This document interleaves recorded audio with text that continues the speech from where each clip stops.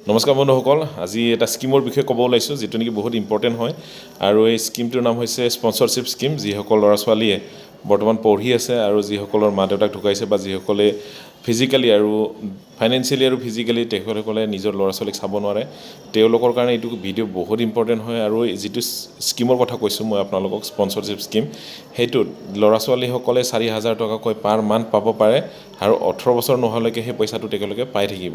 আৰু কেনেধৰণে তেওঁলোকে এপ্লাই কৰিব লাগিব আৰু কোন ল'ৰা ছোৱালীয়ে সুবিধা পাব, গোটেইখিনি আপোনালোকক মই কৈ আছোঁ। পোনপ্ৰথমে মই ইয়াৰ ক্ৰাইটেৰিয়াৰ বিষয়ে ক'ব ওলাইছোঁ যে কোন ইয়াৰ সুবিধাখিনি পাব। প্ৰথমতে হৈছে কি, ইয়াত দিছে যে where mother is a widow' or divorce or abandon by family.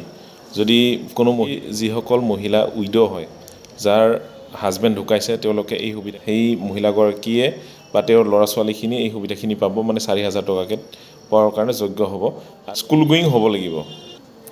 দ্বিতীয়তে কৈছে যে যিসকল ল'ৰা ছোৱালীৰ মা দেউতাক নাই আৰু বেলেগৰ লগত বাস কৰে, মানে তেওঁলোকৰ খুৰা খুৰীৰ লগত বাস কৰে, নিজৰ মা দেউতা ঢুকাইছে, তেওঁলোকৰ সেই ল'ৰা ছোৱালীসকলে এই সুবিধাখিনি পাব। 3 নম্বৰতে কৈছে যে যিসকল পেৰেণ্টছৰ মাৰাত্মক বেমাৰ হৈছে, যাৰ HIV নিচিনা মাৰাত্মক বেমাৰত তেখেতসকলে ভুগি আছে, তেওঁলোকৰ ল'ৰা ছোৱালীসকলে এই সুবিধাটো পাব। আৰু চতুৰ্থতে কৈছে যে যিসকল মাতৃ পিতৃয়ে নিজৰ ল'ৰা ছোৱালীক চাব নোৱাৰে, ফাইনেন্সিয়েলিয়ে হওক, তেখেতে ফিজিকেলিয়ে হওক, একদমেই দুৰ্বল, তেখেতসকলে কাম কৰি খুৱাব নোৱাৰে ল'ৰা ছোৱালীক, তেতিয়াহ'লে তেওঁলোকে এই সুবিধাটো পাব। আৰু পঞ্চমতে কৈছে যে যিসকল ল'ৰা ছোৱালী এজ পাৰ জে মতে child in need and care protection হয়, তেখেতসকলৰ ঘৰ নাথাকে আৰু তেখেতসকলে যদি ভিক্টিম অফ নেচাৰেল কেলামিটি যদি হয়, চাইল্ড লেবাৰ যদি হয়, চাইল্ড মেৰেজৰ যদি ভিক্টিম হয়, ট্ৰেফিক চাইল্ড যদি হয়, আৰু যদি কোনোবাৰ যদি HIV যদি মাৰাত্মক তেনেকুৱা ধৰণৰ যদি বেমাৰ আছে, তেওঁলোকে এই সুবিধাটো পাব।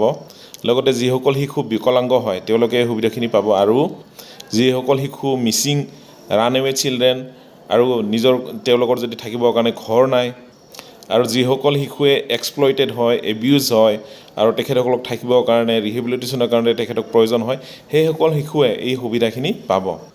আৰু বহুত ইম্পৰ্টেণ্ট কথাটো হৈছে কি, এইখিনি সুবিধা পাবৰ কাৰণে তেওঁলোকে যিসকলে ৰুৰেল এৰিয়াত থাকে, গাঁৱত বাস কৰে, তেওঁলোকে এখন ইনকাম চাৰ্টিফিকেট দিব লাগিব 72,000 তলৰ, 72,000 তলৰ।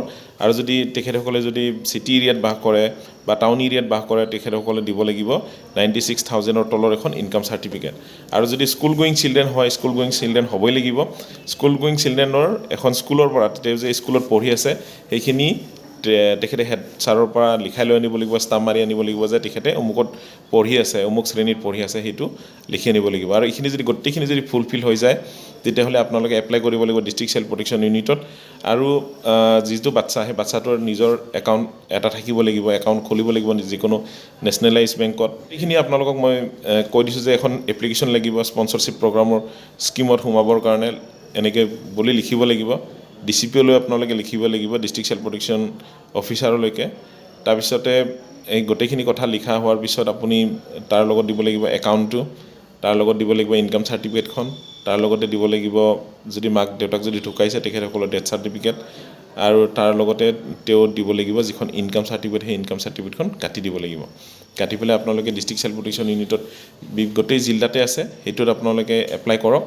নিশ্চয়কৈ আপোনালোকৰ যিখিনি পঢ়া শুনাত অসুবিধা হৈ আছে, ল'ৰা ছোৱালীসকলে যিখিনি প্ৰাপ্যখিনি তেখেতসকলে পোৱা নাই, তেতিয়াহ'লে তেখেতসকলে এই 4,000 টকাকৈ পাৰ মান্থ তেওঁলোকে পাব।